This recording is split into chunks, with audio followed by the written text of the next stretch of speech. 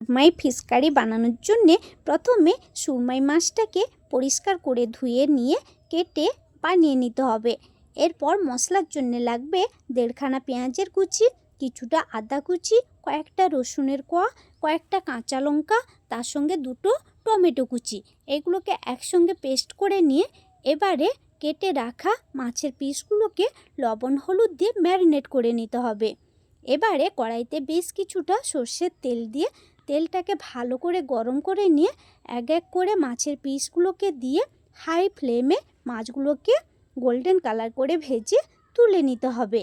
এরপর ওই একই মাছ ভাজা তেলের মধ্যে দিয়ে দিতে হবে টমেটো, পেঁয়াজ, আদা, রসুনের পেস্টটাকে, সঙ্গে তরকারির আন্দাজ মতো লবণ দিয়ে হাই ফ্লেমে কাঁচা মশলাগুলোকে কষিয়ে নিতে হবে।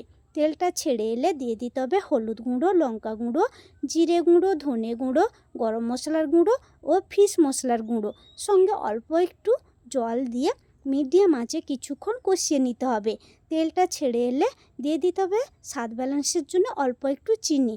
এরপর দিয়ে দিতে হবে বেশ কিছুটা জলটাকে দিয়ে কিছুক্ষণ ঢাকা দিয়ে ফুটিয়ে নিতে হবে। এরপর তাতে দিয়ে দিতে হবে ভেজে রাখা মাছগুলোকে, দিয়ে মিডিয়াম আঁচে ঢাকা দিয়ে এবারে উপর থেকে ধনেপাতা কুচি ছড়িয়ে লো আঁচে কিছুক্ষণ বসিয়ে রাখলে সুরমাই মাছের ফিশ কারি রেডি।